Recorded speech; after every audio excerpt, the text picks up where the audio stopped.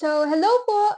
Good afternoon, my co-PM student. Of course, our new Mrs. Baroja. Good afternoon and congratulations again, ma'am. Alright, to continue the discussion, I am going to reveal the last part of the essay of Rizal entitled Pilipinas Dentro de 100 Años or The Philippine a Century Hence. Ayan. So, nabanggit po no, na may 4 parts ito at ito po yung magiging last. At bago po ako mag-start, malalaman po natin dito yung mga dahilan sa likod kung bakit naging malaking tulong itong essay ni Rizal. As Rizal gives warning to Spain of what was to come. And Rizal giving Spain almost ultimatum po, no? Since nabanggit niya na yun nga, what will happen in the future and the realities of time na hindi mananatiling mangmang ang mga Pilipino. Since ang laking impact po nung ginawa ng Spain sa atin sa loob ng 333 years, yung gawing legal, nagasahain ka sa kasada, that's not fair. Grabe yun. Yung hindi ka mabigyan ng chance or boses po kahit sa korte. Yung edukasyon mo, na sana karapatan mo rin, hindi rin po yun fair. And then guys, alam niyo po ba napakahaba daw ng essay article na ito na kailangan pa po siyang i-convert into series. But then going back, di ba iisa lamang naman po yung purpose ni Rizal kung bakit siya nagsusulat ng mga novels, writings, articles nung panahon niya. At ito ay to expose the abuses, oppression, and exploitation of the natives by the Spaniards. Also, ang gisingin ng makadugong Pilipino na magkaisa kasi ang unang inakala ng mga Pilipino noon na savior natin ang Spaniards. Lalo pat, hindi ba kailan lang naman po tayo nagkaroon ng first president at patay na rin po yata si Rizal kung di ako nagkakamali. Again, for Rizal, siguro noon na abatay ka muna. Sumusobra na itong mga Spaniards ito. Hindi dapat laging ganito. Kailangan may pagbabago. Hindi sila makatulungan. Ayan. Kaya lumaban si Rizal, hindi sa paraang dahas, kundi sa paraang pagsusulat. Makikita natin na hindi siya tumigil at ito yon, nabuo yung essay na ito.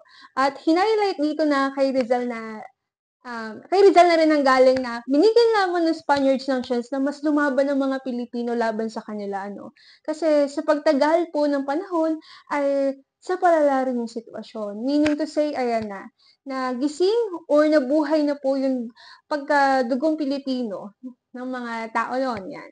So, sinasabi dito na history does not record in its annals any lasting domination exercised by one people over the another, of different races, of diverse usages and customs, of opposite and divergent ideals. One of the two has to yield and succumb. So, annals means a record of events year by year, and succumb means to submit or to surrender. It is very interesting, nung nabasa ko ito, like, wow, tama si Rizal na hindi maaring mangyari yung ginagawa ng Spain sa atin na may dalawang lahi na nga, tas may dalawang kultura pa na nagagalap. So, nagkakasalungat. And para mas lubos ninyong maunawaan, kasi guys, after po nito, matapos ay nagbigay ng recommendation si Rizal on how Spain can keep the Philippines. Ang bunga niya ay lahat ng pananakop ay matatapos. Natapos, it is inevitable. Like, this is the law of history. Ayan. Kagaya po dun sa napanood ko, nabanggit ito. Nagbigay si Rizal ng possible scenarios kung hindi i-assimilate ng Espanya formally ang Pilipinas. Like, Spain chooses to be a foreign body in the Philippines. And, ay, ito yung mga nangyayari. Knowing na may problem nga po sa colonial policy ng Spain at sila ang dapat na mag-adjust. Since hindi mapipigilan ang progreso ng Pilipinas, dapat din daw ito ay compatible to the needs of the people. Ayan. Tapos, sabi ni Rizal, kung walang gagawin ng Espanya ay sa malamang mag-aalsa ang mga Pilipino at hihingi ng reform. At pag hindi ay, ang last option nun po ay maglulunsad ng revolution or bloody war.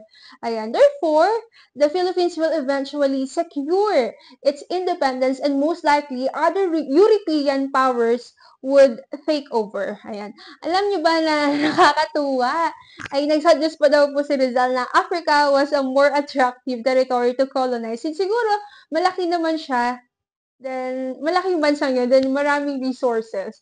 Doon nakita natin yung pagiging very observant ni Rizal. Kung ano nga ba yung mga interest ng Europeo sa Africa. For this slide, so same lang with her, the existence of a foreign body within another endowed with strength and activity, is contrary to all natural and ethical laws. Science teaches us that it is either assimilated, destroys the organism, is eliminated or becomes encysted. Ayan. Again, dinatnan po tayo ng Spain na may sariling pagkakakilanlan. Nadala ang ating mga kultura, imposible rin pong mag-work yung nakatira ka sa iisang bansa tapos may dalawang magkaibang lahi, pati ang practices. Yung sa yung matagal ng panahon. Yun. Or else, kailangan i-adapt ito ng isa. Pero mahirap pa rin yun. Plus, kasi nandyan yung mga pagkakaroon ng hindi pagkakaintindihan. Or yun nga po, yung conflict since salungat sa palagay ba natin, pumayag ba ang Pilipino na burahin ang kanilang identidad at palitan ito ng colonial policy ng Spain? Syempre, hindi. Lalo pat gising na sila sa katotohanan ng Spain ay sumosobra na Isa pa guys, 'di ba kahit naman po sa panahon ngayon, yung mga family natin nagwo-work abroad, ay kahit ilang taon pa po sila ninirahan sa ibang bansa, kahit na nag-i-English na, kagaya ng aking mga pinsan ho, ay kita mo pa rin yung mga pagkadugong Pilipino nila dahil alam pa rin nila ang Malagalog, kung saan sila nanggaling, at kung minsan po ay hinahanap pa po ang ulam na toyo. Ayan. Now, applying this consideration to the Philippines, we must conclude as a deduction from all we have said that, first, if their population reaches the Philippines, will not assimilate or agree to the Spanish nation. Second, if the dominators or the Spaniards nga po, do not enter into the spirit of their inhabitants.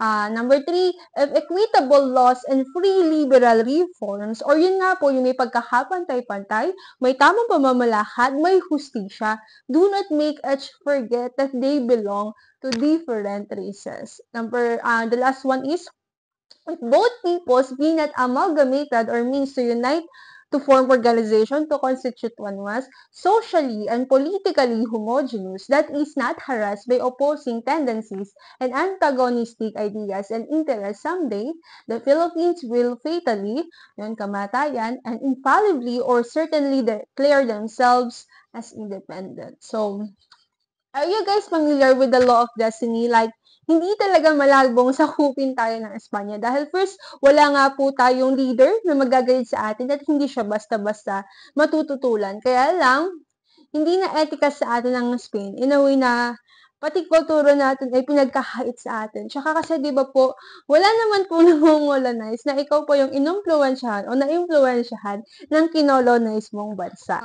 Eventually, the natives realized that such oppression in their society by foreign colonizers must no longer be tolerated. Keeping the people uneducated and ignorant had failed. National consciousness had still awakened and great Filipino minds still emerged from the rubble. So, meaning, hindi po nag-succeed sila. Sa halip ay nabuhay yung pagmamahal ng mga tao sa sariling bansa natin. Nag-fail din yung palatilihing mangmang, kagaya po ng nasabi ko kanina, at walang alam ang mga Pilipino dahil sinasabi po na kahit may depression or discrimination noon sa school, yung mga estudyante po natin at yung mga tao, ay hindi daw po nila napigilan ng pag-emerge ng mga writers, artists, free-thinkers na tinatawag nating ilustrado o yung mga nakapag-aral or the enlightened ones. Yan yung kagaya po sinasabi ni ma'am, no? Because of them, it serves as an eye-opener to raise Filipino nationalism and they advocate reforms na rin.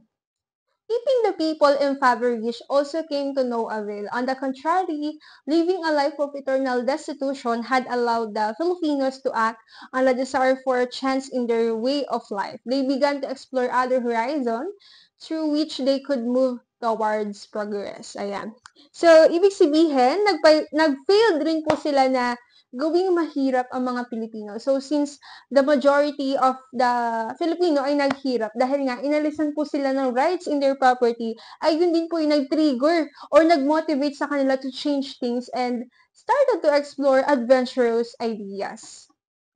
Exterminating the people as an alternative to hindering progress didn't work either. The Filipino race was able to survive amid wars and famine and became even more numerous after such catastrophes. To wipe out the nation altogether would require the sacrifice of thousands of Spain soldiers.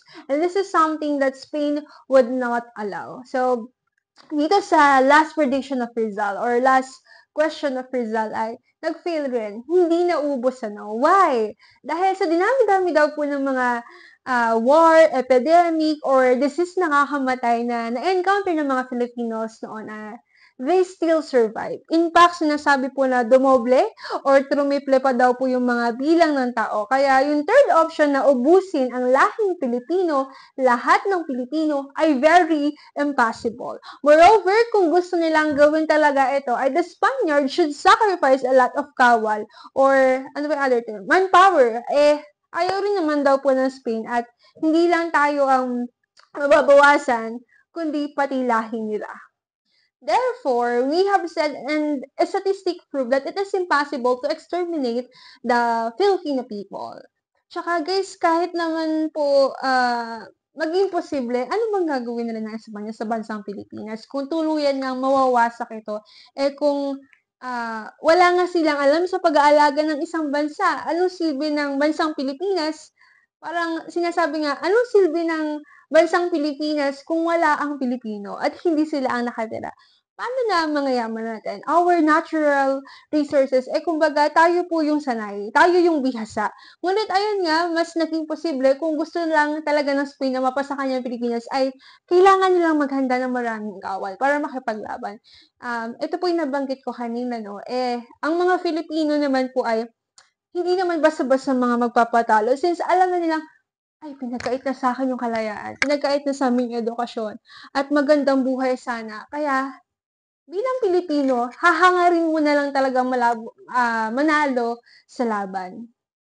The question is, which colonizing power will replace Spain? Will it be a European power or an Asian power? Since hindi pa rin naman po talaga ready ang Philippines for a self-government, hindi pa po natin kaya noon na i-manage ang sarili nating bansa. Kaya tayo po ay ipinasa at ibinenta sa American power sa halagang 20 million based on my research. Like, imagine ano. Pero sabi pa rin ni Rizal, kung hindi Asian or European power, ay which country then will be interested to us? According po sa pag-a-analyze ni Rizal, ang mga country po sa Europe ay hindi na interesado sa Philippines kasi busy na rin sila sa mga colony nilang bansa. Like, Britain, may India na po siya nung panahon na yon. Malabo rin naman daw po na France kasi busy at mas interested ito sa China. Holad naman daw po na Netherlands ngayon ay hindi na rin po. Kasi since maingat sila, parang ayaw daw po nilang mawala sa kanila. May mawala sa kanila, gano'n. At the same time, ayun nga guys, unlike Spain. At the same time, gano'n din po siya sa Asian continent, like China and Japan, ay they have problems of their own. Kaya, finally, for Rizal, he mentioned that the most possible na sasakop sa atin ay walang iba kundi ang US. At iyon na nga po, no, nangyari siya na sinakop tayo for 48 years. Tapos may nabasa po talaga ako na pumukaw sa aking attention na sinasabi na nakipag-cooperate si Emilio Aguinaldo sa US para may panalo ng US ang laban sa Spain sa paraan po ng pagpapahiram ng mga soldiers or army. Tapos ano po guys, yung nanalo na na. Di kalaunan, siya rin po ang naging president after ng bansa, after ng laban ng bansang Pilipinas, so si Emilio Aguinaldo. Pero sa tingin nyo, bakit naman kaya ginawa iyon? Abay, take risk din yun somehow. Kasi nga po, naniniwala si Aguinaldo at nakitaan niya ng malaking possibility na makakamit natin ang independence with the US. Tsaka, dagdag niya rin po na ano bang itinulong sa atin ng American? Bigay education, di madami na lalong magigising at magiging hindi takot sabihin yung opinion nila, yung kayang tumayo sa sariling paa at may boses na. Pero guys, remember, na-predict rin po ni Rizal, sobrang talino niya na alam niya daw pong lalaban pa rin ng Pilipino laban sa US, which I believe, nangyari po siya noong July 4, 1946. Pero ito yung malupit, ay pinangunahan pa rin po pala ni Emilio Aguinaldo ang pananakop sa kanila ng US, ayan. Matapos niyang tulungan ito, ang galing rin ng strategy talaga ng mga Pilipino.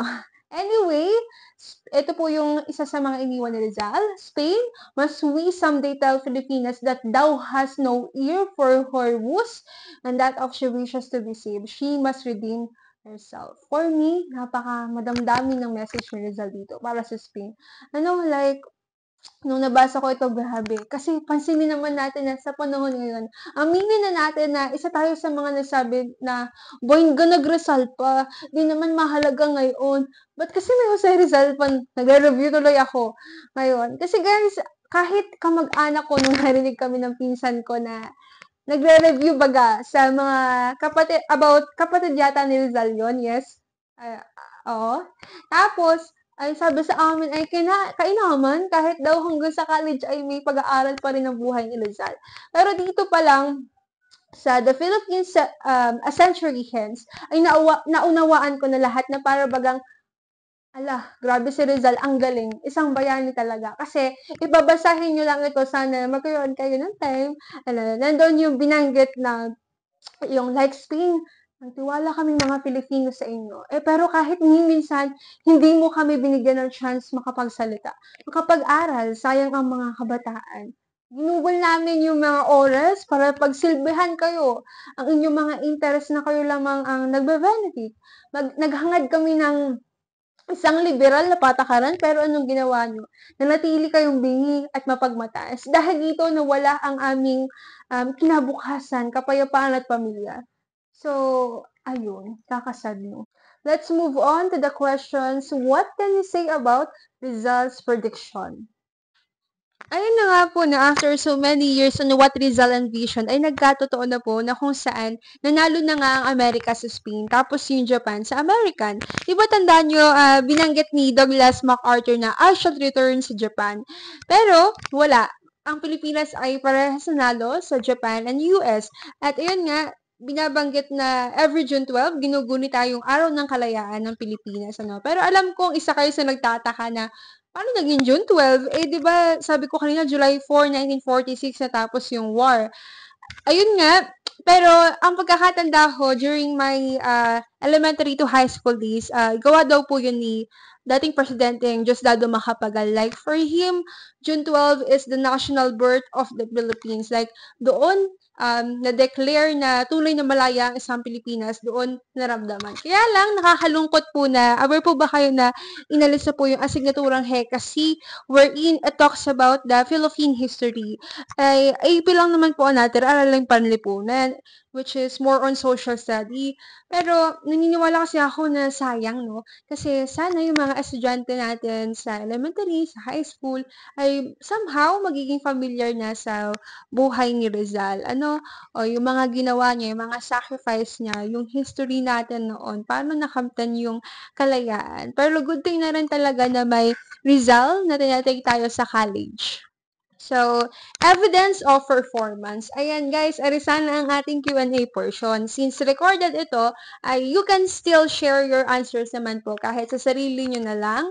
Try to analyze and comprehend po. Then, ako po, sasagutin ko po yung mga katanungan nito based on sa aking mga tutunan while I'm studying this report.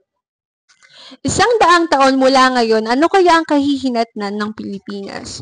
So for me, maraming mga bagay ang pwedeng or posibleng mangyari pagdating ng 100 taon mula ngayon, even though wala po tayong exact na ideya, kung ano nga ba tunay na magaganap, mangyayari. Kung ako naman po ang tatanungin ninyo, bukod sa mga pag-advance or pag-usbong ng mga makabagong teknolohiya, sa palagay ko ay posibleng hindi makamit ng bansang Pilipinas ang kasaganahan kung hindi makakapili ang tayo bilang tao ng tamang opisyal na mapagkakatiwalaan para sa kinabukasan ng ating bayan, which is ang gobyerno. Kung ating sisiyasatin kasi ang ating ekonomiya ay patuloy pa rin po sa pagtaas ng mga bilihin, inflation, ayan, ay lalong maghihirap ang mga tao kung sakali.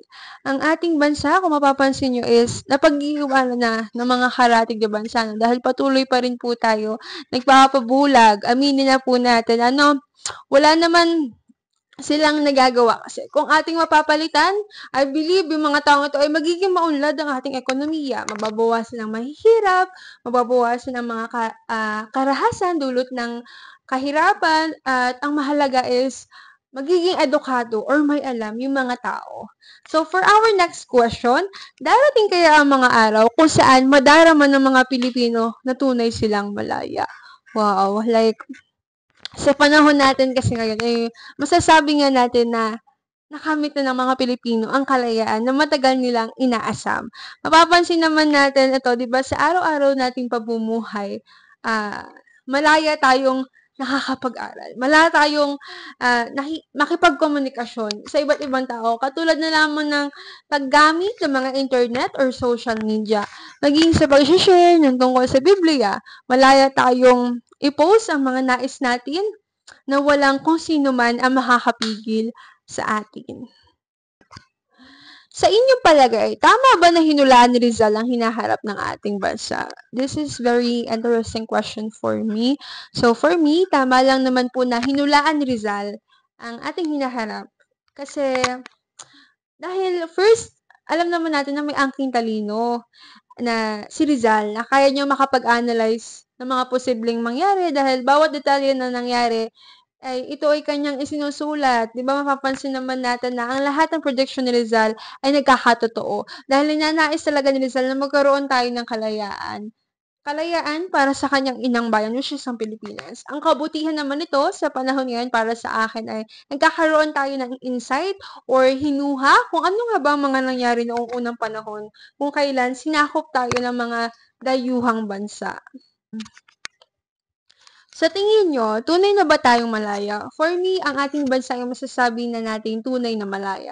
Like, paano ko nga po ba nasabi na ang ating bansa ay may tiyak na kalayaan? Ito ay dahil may masasabi tayong lupang teritoryo na atin, knowing na ang pagkakaroon po ng isang teritoryo ay nagpapahiwatig ng soberanya at kalayaan sa pagpasya sa mga bagay na may kinalaman po sa ating bansa. Kagaya ng napag-aralan natin doon sa Philippine History noong first year po tayo, no? Isa pa, mayroon din po tayong kalayaang bumoto at maghalal ng mga taong nais nating mamuno.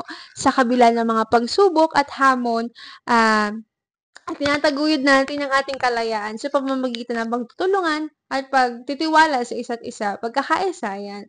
So, bilang isang mamamayan ng Pilipinas, mayroon akong masasabi kong buong pag-asa na patuloy nating mapanatili at palakasin ang ating kalayaan at soberanya sa pamamagitan ng first, pagmamahal sa bayan, responsableng pagpupunyagi, at panghuli, pakikipagtulungan sa pag-unlad ng ating bansa. Yon. So, for our next question, ano nga ba ang nararapat natin gawin upang maramdaman natin ang kalayaang tinatamasa natin? Well, kung ako ang tatanungin, like, as a citizen of this country, mapapakita natin ang kalayaan sa pamamagitan ng pagpili. Kagaya na banggit ko kanina, parang connect lang siya. Pagpili ng mga taong nais nating mamuno sa ating bansa.